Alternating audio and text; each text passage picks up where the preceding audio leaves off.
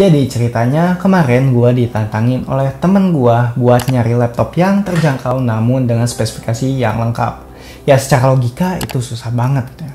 Intinya ada harga, ada rupa, ada harga, ada kualitas. Kalau kalian nyari laptop murah pasti spesifikasinya pas-pasan. Tapi pas gua kemarin cari gitu ya, gua riset sedikit, ternyata ada satu brand laptop yang memberikan harga benar-benar terjangkau dengan spesifikasi yang benar-benar lengkap. Biasanya laptop 6-7 jutaan kita cuman bisa mendapatkan laptop yang pas-pasan. Prosesornya cuma dapat Intel Celeron dengan RAM 4GB. Portnya itu benar-benar port jadul gitu ya, jadi nggak kekinian banget. Bobotnya itu agak berat dan juga layar dan spekernya itu pas-pasan. Tapi ini dengan harga 5 juta kalian bisa mendapatkan spesifikasi yang cukup lengkap dengan Core i3 prosesornya, RAM 8GB, SSD-nya udah M.2 dan bobotnya itu ringan banget. Layarnya udah 1080 pixel dengan 100% sRGB. Ini bener-bener overkill menurut gua. Dan speakernya udah DTS. Ini udah lebih dari cukup dan kemurahan di harga 5 juta. Laptopnya itu adalah laptop Infinix X1. Dan di video kali ini gua pengen nge-review sedikit dan memberikan impresi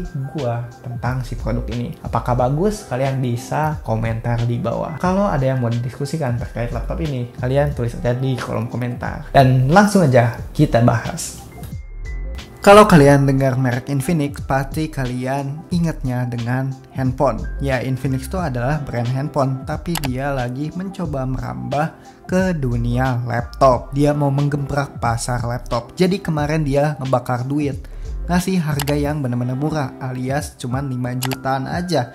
Ini kemurahan banget, tapi spesifikasinya ini mantap. Dan ternyata pas gue lihat si produknya itu, ya ini benar-benar bagus. Tapi ada satu catatan.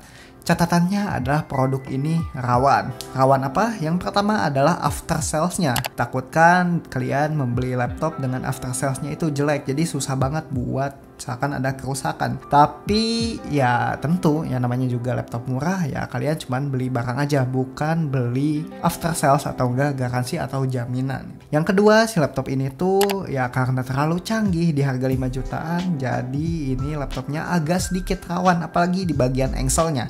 Ini catatan yang benar-benar ya jadi perhatian gitu.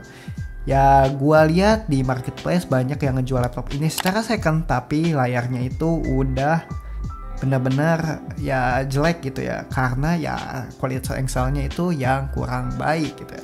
Tapi di balik kekurangan itu ada banyak kelebihannya cuy di harga 5 jutaan.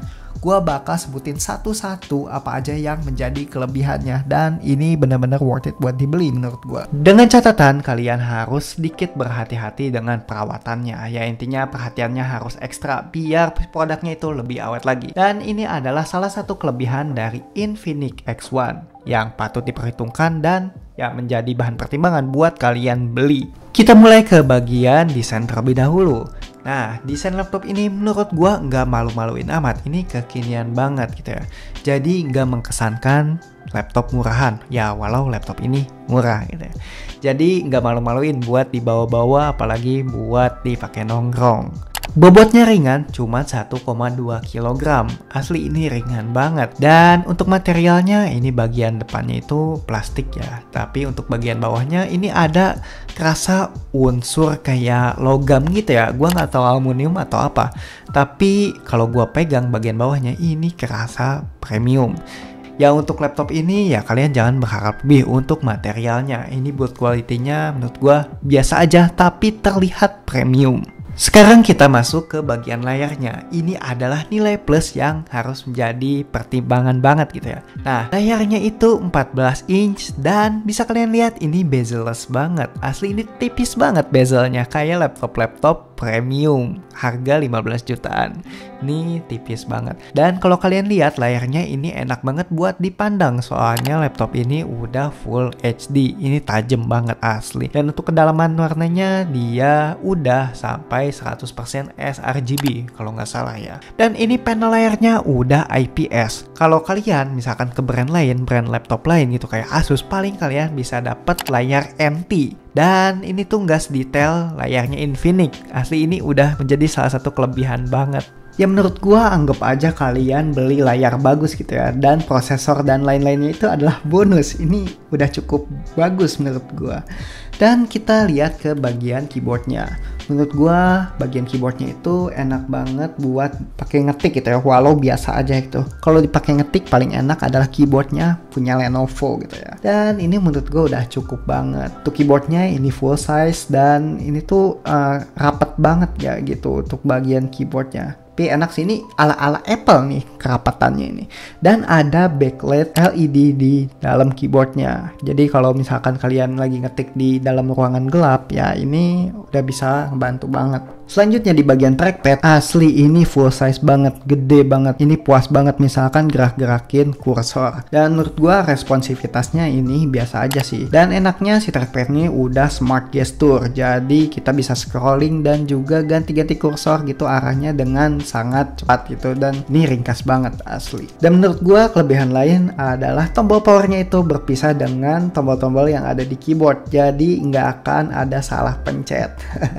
Enak banget nih buat main game. Sekarang kita masuk ke bagian port. Asli, port di laptop ini menurut gua cukup kekinian. Asli ini kekinian banget. Di bagian kiri ada DC charging, HDMI 1.4, USB Type-C buat charging dan juga transfer data. Lalu ada USB Type-C lagi untuk transfer data dan ada kunci kamera. Jadi misalkan kita pencet kunci kamera, si kameranya itu nggak akan aktif gitu ya. Jadi ini anti spy gitu ya.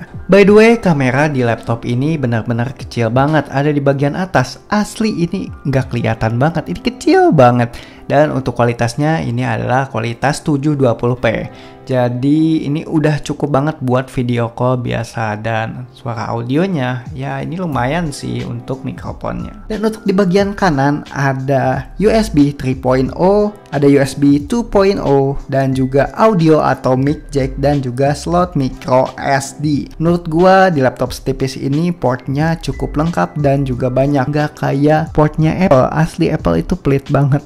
Tapi laptop ini kok dibandingin dengan Apple ya, ini nggak Apple to Apple malah. Dan untuk bagian chargingnya atau chargernya ini udah USB Type-C to Type-C dan dimasukinnya ke port Type-C gitu ya. Jadi kalian di sini bisa pakai DC in atau enggak Type-C in gitu ya. Jadi ini cukup kekinian banget sih ini si chargingnya atau metode pengisiannya. Ini asli, ini nggak akan rugi deh kalian beli laptop ini. Oh ya, by the way, untuk casannya dia menggunakan 65 watt. Jadi misalkan kalian ngisi 0 sampai 100 ini cuman butuh 1,5 jam. Dan kalau kalian pakai charging adapter yang lain, ini bisa banget. Yang terpenting dayanya harus 65 watt. Ya kalau misalkan handphone kalian punya adapter 65 watt, tinggal pakai adapter handphone aja gitu. Ini sangat memudahkan banget cuy, asli Infinix. Dan panjang kabelnya ini 2 meter, jadi ini panjang banget ya. Oh iya, ngomongin baterai, si baterai laptop ini tuh 20.000 mAh ya kalau nggak salah tuh. Dan untuk performanya ini tuh bisa dipakai nonton film sampai 13 jam katanya. Gila, ini lama banget buat laptop setipis ini. Harusnya laptop setipis ini tenaganya gede dan harusnya boros sih, tapi ini enggak. Katanya berkat cooling sistemnya juga, katanya sistem pendinginannya itu baik. Dan kalau kalian lihat kipas pada laptop ini ada di belakang, jadi